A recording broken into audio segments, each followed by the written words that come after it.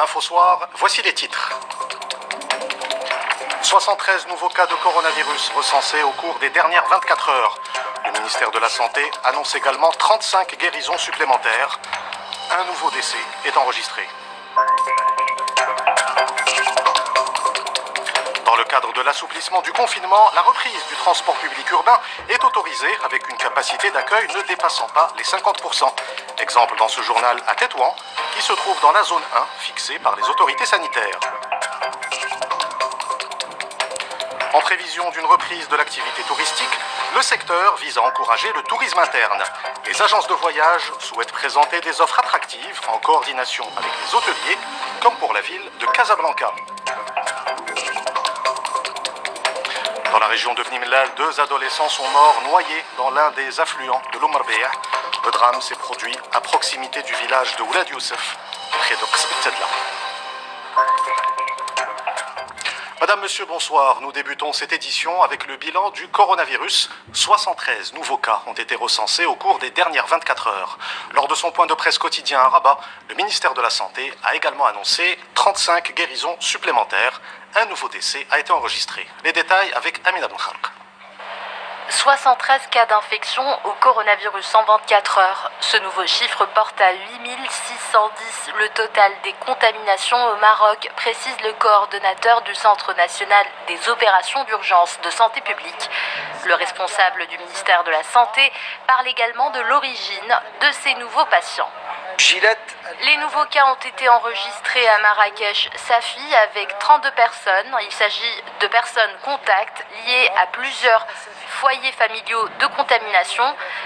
Tanger, Tétouan, El Hoceima, avec 26 personnes testées positives, issues principalement d'un foyer en zone industrielle et de personnes contacts. 9 cas à Fez Meknès, là aussi il s'agit de personnes contacts. Même scénario à Casablanca Stat, avec 5 personnes. Et un seul cas à Rabat Salé, Kenitra. En 24 heures, un nouveau décès a également été recensé, soit désormais un total de 212 morts depuis le début de l'épidémie, ce qui maintient le taux de létalité à 2,5%. Le taux de guérison est en revanche en hausse constante et atteint les 88% avec 35 nouvelles guérisons. Elle porte à 7618 le nombre des personnes totalement rétablies. Autre chiffre qui augmente régulièrement, il s'agit du nombre de malades détectés grâce à la surveillance médicale. 63 nouvelles contaminations sur les 73 cas confirmés ont été détectées dans le cadre du système de suivi des cas contacts, soit 86% des nouveaux patients. Le nombre des personnes contacts a atteint 49 636, dont 5 990 sont encore sous contrôle médical.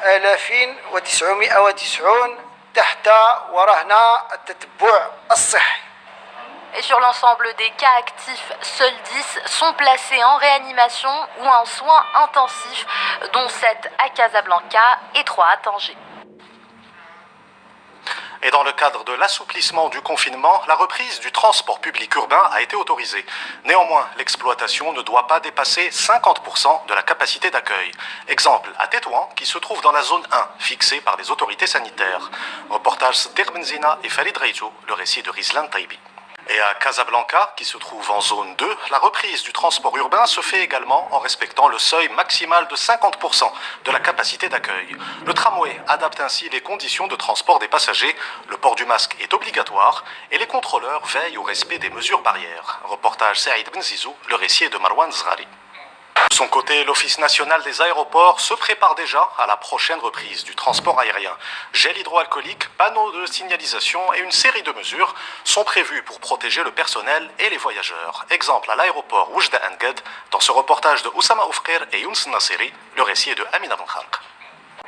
Et en prévision d'une reprise de l'activité touristique, le secteur vise à encourager le tourisme interne. Les agences de voyage souhaitent présenter des offres attractives en coordination avec les hôteliers. Reportage à Casablanca de Abdrahim Bouhaddioui, le récit est de Oussama Al-Bqali. Direction l'Amérique du Sud, où la situation épidémiologique reste critique. Cette partie du monde est aujourd'hui l'épicentre de la pandémie de coronavirus. Le Pérou est l'un des pays les plus touchés, avec plus de 200 000 contaminations. Le Covid-19 y a fait plus de 5 700 morts.